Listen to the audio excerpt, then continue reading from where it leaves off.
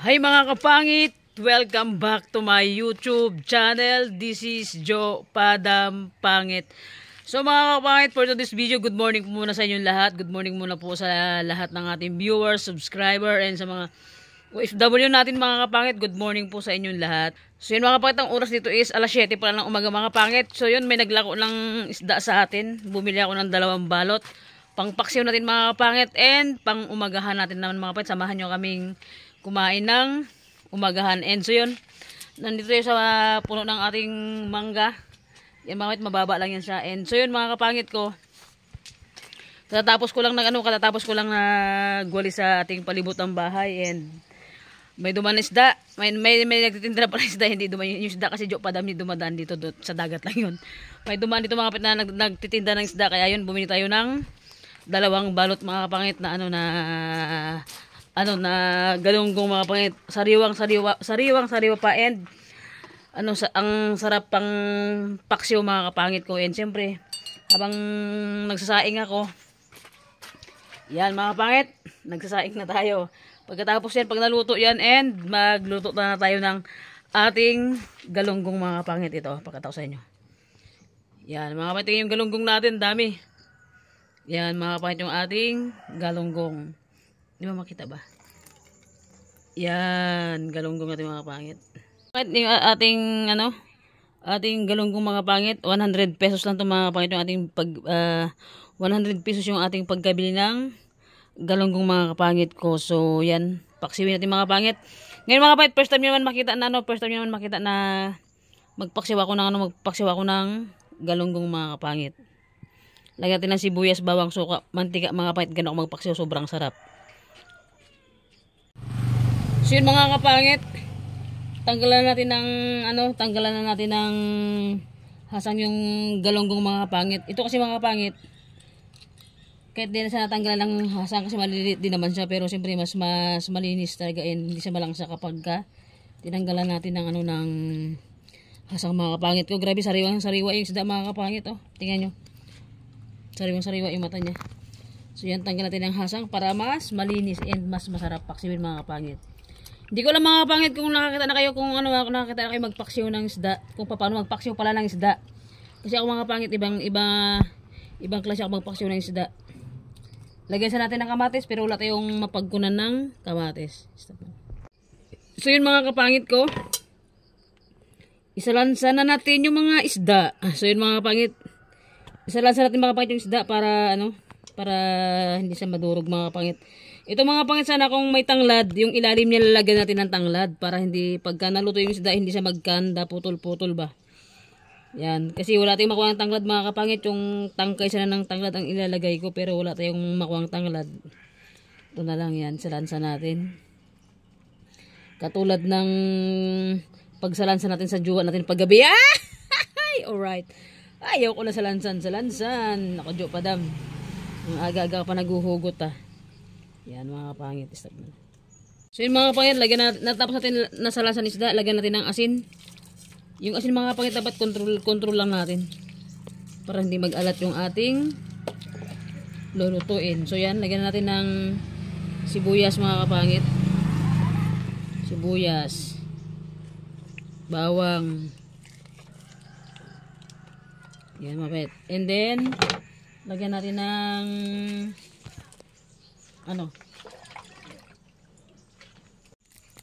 so mga kapangit, lalagyan natin ng sibuyas, bawang, lagyan natin ng paminta mga kapangit ko.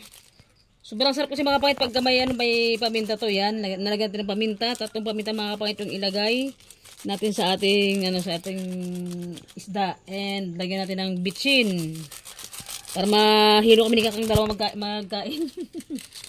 And lagyan natin ng konting magic sarap. Magic sarap. And lagyan natin mga kapangit ng mantika. Yan, lagyan natin ng mantika mga kapangit para magtai-tai kami. Yan.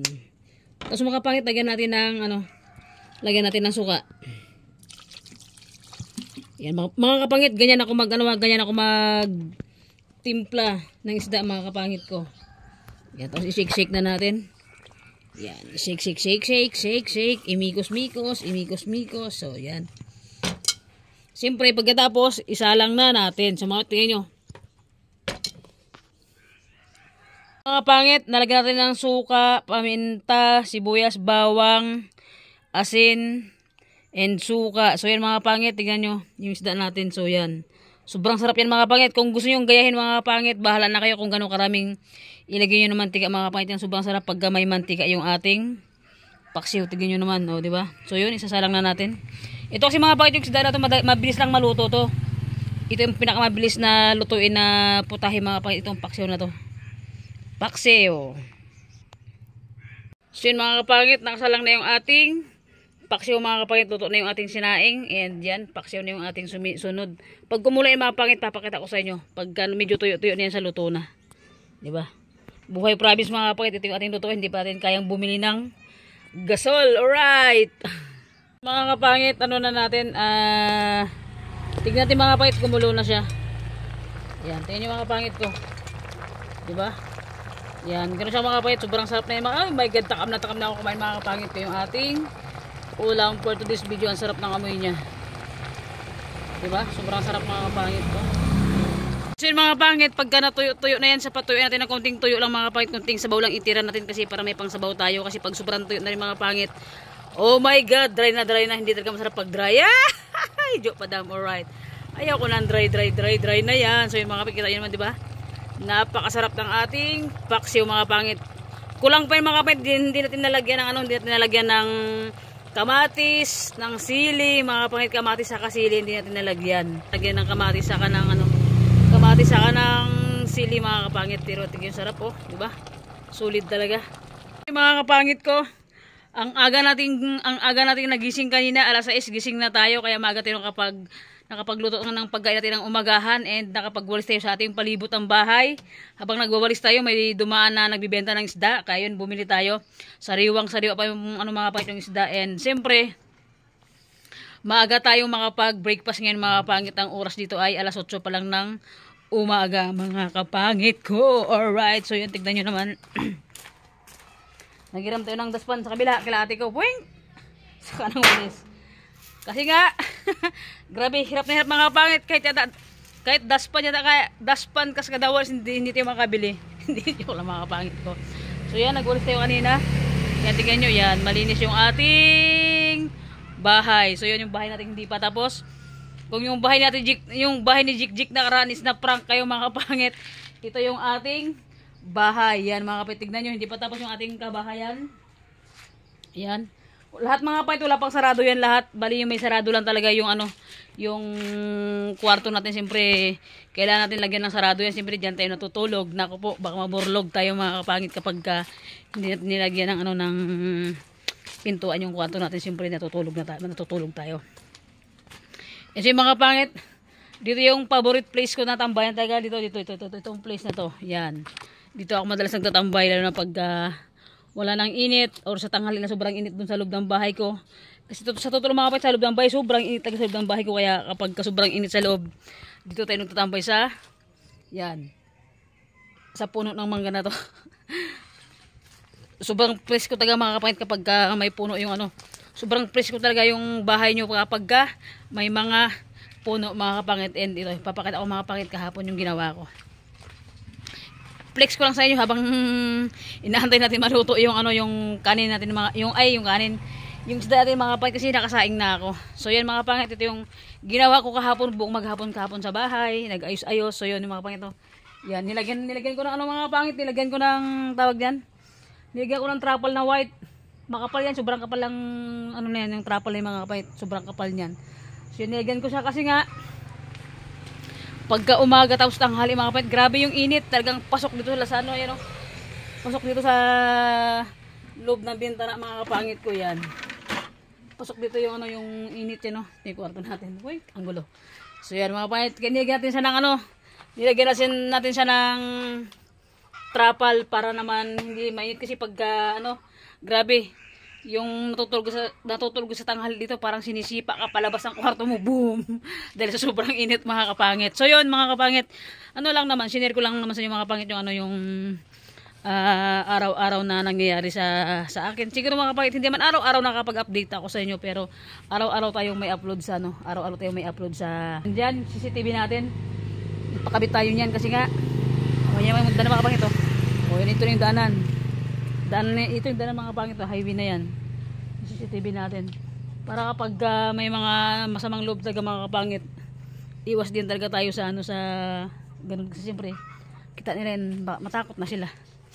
Hindi na sila papasok kasi mga kapangit pagkagabi grabe dito. Nakakatakot dito sa tabing daanan tayo and doon sa kabilang barangay na nakakatakot. So tignan natin yung ating niluluto. Baka na toasted na, Jo Padam. Yan. Charan! Kalat natin yan. Nililisan natin and dito tayo magmumukbang mamaya. Ay baka doon tayo sa may puno ng mangga siguro. Para mas masaya ang ating part of this. Daming kalat, balak yung magtingin mga kapangit. Tignan natin yung ating niluto na karning isda na paksiw. Alright. Grabe. Ay, grabe init, grabe. Ang aga-aga pa lang, pero tignan nyo mga kapangit yung pawis natin. Talagang mas maganda, talagang pinagpawis ng mga kapangit pagka umaga. Yung talagang, anong tawag na ito? Ano yung mga kapangit? Pagka yung katawan mo is ganado, alright, ka pang sabong? Ganado. Tingnan natin mga kapangit yung ating nilutong paksiw, baka tuyo na at toasted na. Kapangit ko, konti na lang yung sabaw. Konting-konti pa mga kapangit. Haunin na natin yan. Yan, haunin natin. Yan mga kapangit, kahit kahit yung tinik niya, pwede mo nang kainin kasi malambot naman yung isda na yan. Yung galunggong tawag namin dito yan. So, yan, yung ating for this video na pang umagahan mga kapangit. Sobrang sarap. Takam na talaga ako. Yan, mga kapangit, konti na lang yung ating sabaw ng paksiw. Haunin na natin. Luto na yung ating paksiw mga kapangit ko. Konti na lang yung sabaw niya. Luto na yung ating paksiw. Kaya let's do it. Kalalamon na tayo. Gutom na ang tao. And so yun mga kapangit, dito na nagtatapos yung ating vlog mga kapangit. So yun, nakita nyo mga kapangit kung paano ako magpaksiw ng isda. Kaso nga lang, hindi mga kapangit kompleto yung hurikado natin. Walang kamates, walang sili, sibuyas, bawang lang, mantika, and asin, suka. So yun mga kapangit, sana'y naging kayo mga kapangit sa content ngayong umaga to. Ang oras ito, ang aga pa mga kapangit, kaya maaga tayo mga pag-breakfast ngayong umaga kasi nga maaga tayong nagising for this video. So yun mga kapangit, thank you for watching po sa lahat-lahat ng subscriber ko.